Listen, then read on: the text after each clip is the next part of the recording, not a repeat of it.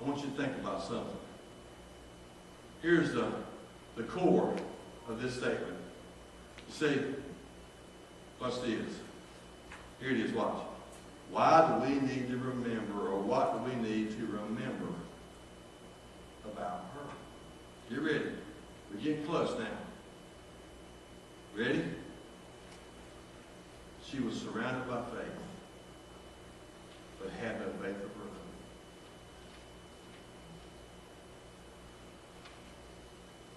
I want you to stop and let that stew a little bit. Let it crock pot. She was surrounded by faith, but she didn't have any of her own. There's a lot of people that you know that they're depending on you for their Jesus fix. They're depending on you to get them over the hump. You do the praying. You go ahead and you do the heavy work. You see, it's so amazing.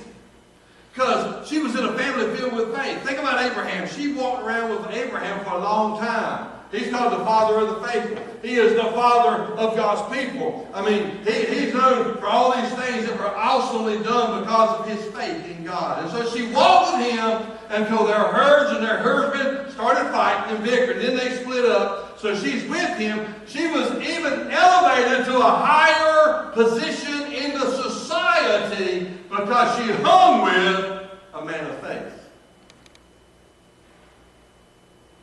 She's there. So where was her faith? I was thinking about something. You say, we have to move from our parents' faith. We have to move from our pastor's faith. We have to move from our teacher's faith. We have to have our own faith, our personal faith in God.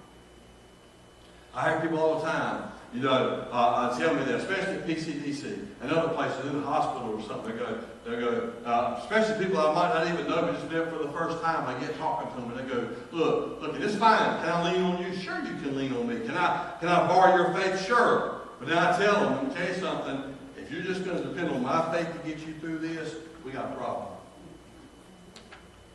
You got to depend on your own faith. You see, the angels basically had to drag them out of Sodom.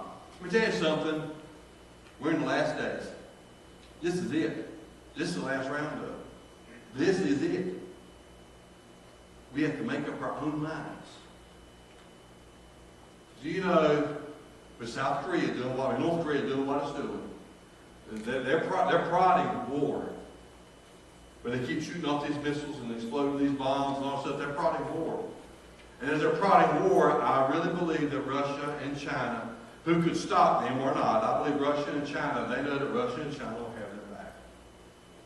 And the Bible says, either just before the rapture or just after the rapture, they're all going to come down on Israel. So here it is, right now. This is it. And so the question is, do you want to be ready? Do you want to know that you can leave this place when the rapture takes place? I really believe it's going to happen after the rapture. I believe that God's going to move us out of the way so we're not going to have to experience any of this. I really do. Because I don't know of any man that would mutilate his bride. He would take his bride and he would rescue his bride before the destruction happened because he wanted to keep his bride pure and beautiful and lovely. So, we have to make up our own minds. Matter of fact, I just put it just plain and simple. You got to decide what kind of life you want to live.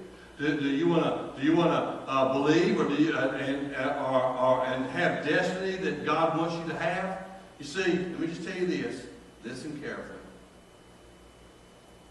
Nobody, not even an angel of God, can do this for you. Just your own faith, your own personal relationship with God. I would hate to think that I was surrounded by faith and had no faith of mine. Wow. There's a difference in two walking together. It's good to walk together so one falls, the other can lift them up and back and forth. But that's still two people of faith.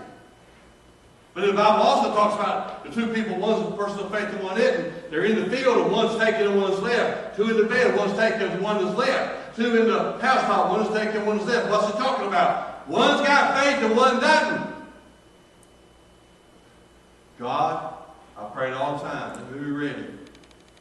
Because right now, and even DC brought something to my attention one day, and I hadn't even thought it didn't make sense at the time. When he first said it, I had to stop and think about it and chew on it. But it says, at the last trumpet, the trumpet, gosh, I said, at the last trumpet. And I thought about what he said. He said, Dad, what's the president's name?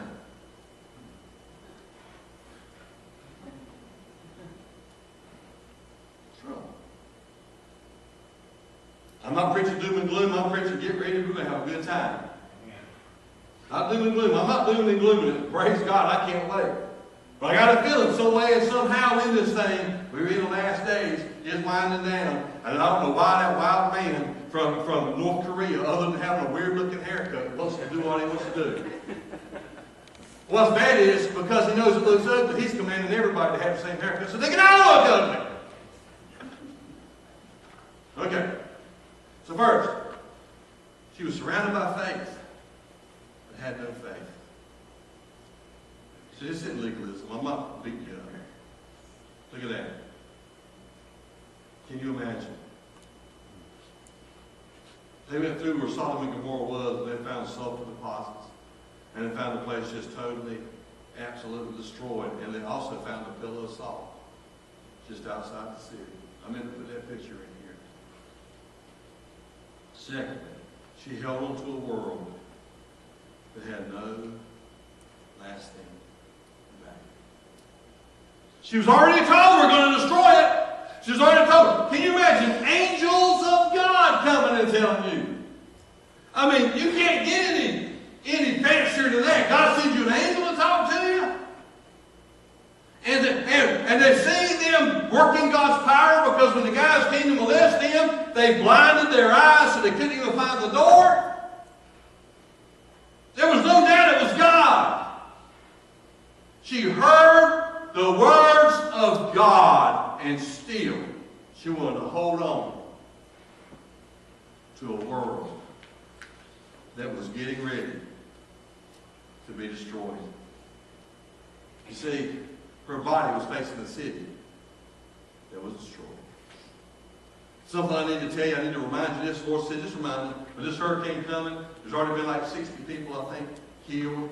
And there's four, I can't remember how many hundreds of thousands of people were without power in Florida, and how many hundreds of thousands of trucks are being dispersed to go get the power back up in Florida. And Florida hasn't had anything hit like this in certain areas in over 100 years. And so it's some very powerful stuff. And it's really kind of wild to me. This is when the scripture came to me, was after Harvey, and then Mexico has an earthquake. They registered 8.2, some said 8.4. And then talk about the tsunami from the earthquake, possibly. And then here comes Irma. I said, wow, in 1 week.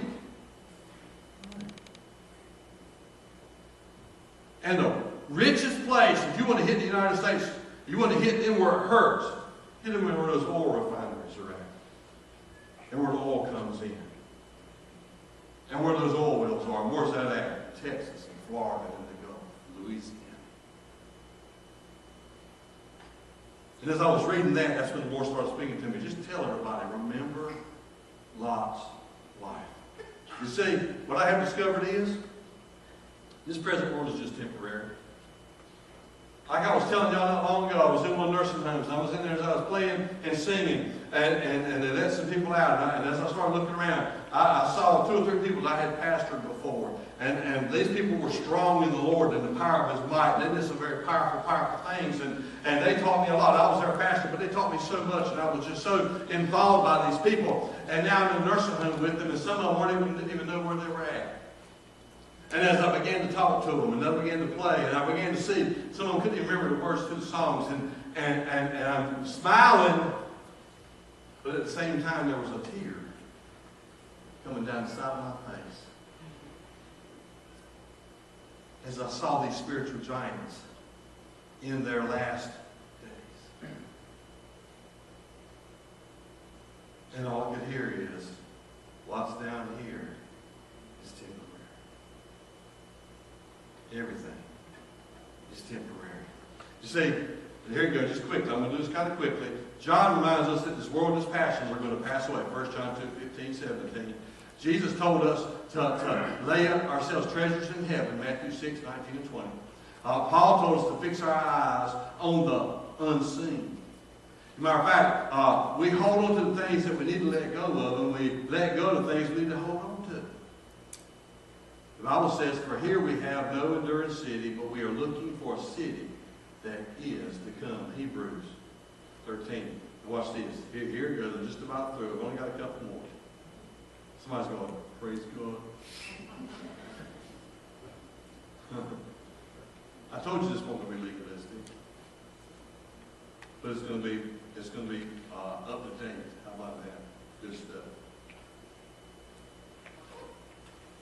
Wow. She forfeited grace for judgment.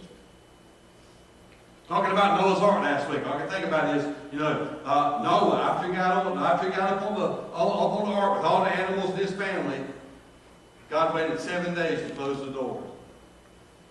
7 days were there, so the people that didn't have any part in that 120 years of building that ark and all that stuff, all the people that hadn't did anything to help but just ridicule, and the door was left open so they could get in, so they could be spared what was coming. But instead, they refused to get on, and so when the door was shut, it was shut.